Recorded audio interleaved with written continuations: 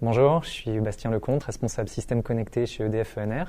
EDF ENR, c'est le leader en France de l'installation, de l'exploitation et de l'optimisation des systèmes photovoltaïques, à la fois pour les professionnels et les particuliers. Mon rôle, c'est de gérer toute la partie informatique temps réel, système embarqué pour EDF ENR. Aujourd'hui, ça regroupe plusieurs choses, donc à la fois chez les particuliers des gestionnaires d'autoconsommation qui permettent d'améliorer l'autoconsommation des particuliers. Et après, pour les centrales plus importantes, ça va être vraiment du suivi, de la maintenance, de l'optimisation aussi sur des systèmes de diverses natures. Donc ça va de grosses centrales de plusieurs hectares à du petit champ photovoltaïque. C'est vraiment sur tous les aspects possibles de la chaîne du photovoltaïque. Le produit sur lequel on a travaillé avec Ayrton, c'est une passerelle d'autoconsommation destinée aux particuliers.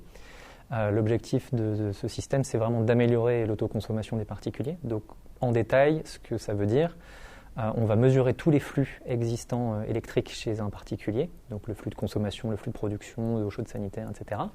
Et on va venir à l'aide d'un algorithme d'optimisation, analyser tous ces flux, venir prendre aussi des données de prévision météo, et ensuite décider de planning de fonctionnement, où on va pouvoir du coup piloter un certain nombre d'appareils présents chez le client particulier pour améliorer son taux d'autoconsommation et donc lui faire davantage d'économies. Le projet Use, notre gestionnaire d'autoconsommation pour les particuliers, ça vient d'un besoin qui est né de la transition d'un marché qui était uniquement sur de la vente totale d'électricité, qui était le marché vraiment présent jusque 2012-2013, à un marché qui était vraiment sur l'autoconsommation, où chaque producteur vient consommer l'électricité qu'il produit.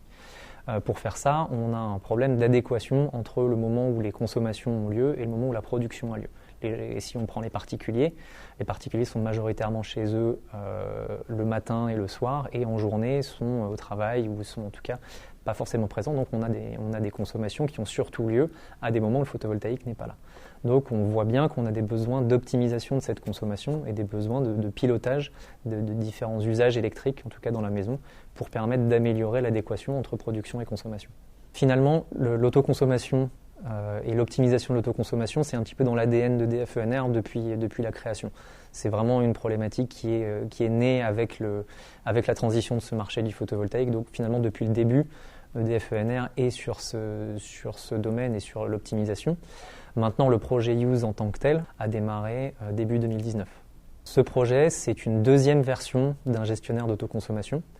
Le premier projet Use avait été vraiment conçu pour un peu commencer sur ce marché de l'autoconsommation. Donc c'était un projet qui était très axé, on va dire, automatisme industriel.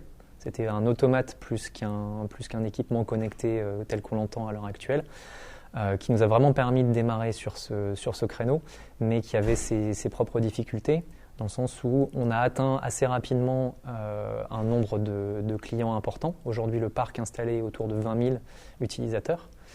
Et on avait besoin de se tourner vers un système qui soit plus IoT, un vrai système, un système connecté, qui soit plus scalable, qui nous permette finalement après de suivre notre croissance en termes de clientèle. Donc naturellement, on s'est tourné et on a commencé des développements en interne. Toute la partie algorithmie est développée dans le groupe EDF, c'est EDF R&D en partenariat avec EDF ENR qui développe les algorithmes. Et on a commencé à développer une deuxième itération sur le projet Use, d'abord en interne jusqu'au stade du prototypage à peu près. Et puis ensuite, on a eu besoin d'aller vers l'industrialisation un peu plus rapidement pour faire une mise en production. Notre volume de clients augmentant assez rapidement, il a fallu un peu accélérer cette transition-là. Et c'est dans ce cadre-là, finalement, qu'on a pu faire appel après à Ayrton. On s'est rencontrés dans le cadre d'un audit de l'existant. L'objectif était vraiment de se rendre compte où on en était du projet et quels étaient les restes à faire sur ce projet. Et Ayrton donc, a été un des candidats qui nous ont réalisé un audit. Et par la suite, nous a fait une proposition pour justement prendre en main la suite des développements pour permettre d'aller jusqu'à l'industrialisation et jusqu'à la mise en production du produit Use dans sa deuxième génération.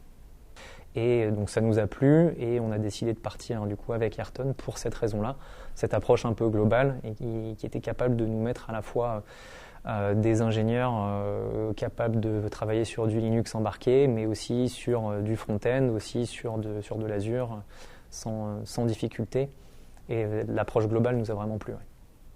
De par la nature même en fait de l'objet qu'on développe, on est sur de l'IoT pur. La méthode agile, c'est un petit peu l'approche standard dans ce cas de figure. C'était d'autant plus vrai pour nous avec la deadline assez courte qui s'approchait entre notre prototype et l'industrialisation qui était nécessaire. Finalement, on avait du coup beaucoup d'imprévus, beaucoup de changements de direction, des choix techniques à faire assez rapides, et l'approche agile était vraiment ce qui s'imposait pour gérer ça. On avait aussi des métiers différents qui pouvaient intervenir à différents stades du projet et un peu du jour au lendemain. On se rend compte d'un problème sur du Linux embarqué. Il faut que rapidement une équipe embarquée puisse intervenir et de manière efficace. Donc travailler sur de la méthode agile, c'était vraiment indispensable, et Ayrton a vraiment répondu présent là-dessus. Donc Ayrton est arrivé sur le projet vraiment sur la partie informatique embarquée. Principalement, c'était là que l'audit avait montré le plus gros du travail. Finalement, donc le projet a évolué, le projet a été mis en production assez rapidement, et on a eu du coup besoin d'effectuer de la maintenance, d'effectuer un peu de correctifs en production. Et donc naturellement, on a sollicité Ayrton pour cette maintenance applicative. Par la suite, on a eu d'autres ambitions, c'est-à-dire que le gestionnaire d'autoconsommation, ça n'est qu'une brique dans un écosystème. Au moment où on a démarré le projet, on pilotait un seul usage chez le client, mais on a développé d'autres usages depuis. Donc, pour donner des exemples assez concrets, on travaille ensemble sur du stockage stationnaire en batterie lithium, sur de la recharge de véhicules électriques et sur divers autres systèmes, et notamment sur de la pompe à chaleur et divers équipements de chauffage, pour ne pas se limiter simplement à ce qui est fait aujourd'hui, et pouvoir vraiment, à terme, être capable de suivre tous les équipements électriques d'une maison et venir répondre à tous les besoins de pilotage des équipements électriques de la maison. La deuxième chose sur laquelle Ayrton nous a aidés, c'est sur le développement d'une interface de supervision grâce au produit AirTower, qui a été vraiment customisé selon nos besoins. Il nous fallait un système de supervision pour cette deuxième génération de produits. On avait une interface de supervision sur la première génération, mais qui du coup était très limitée dans ses capacités. On avait vraiment besoin de passer à autre chose et d'avoir une architecture de supervision qui était compatible avec notre informatique embarquée. Et donc Ayrton nous a vraiment customisé le logiciel AirTower pour répondre à ce besoin de supervision. Et on a vraiment collaboré sur la rédaction du cahier des charges.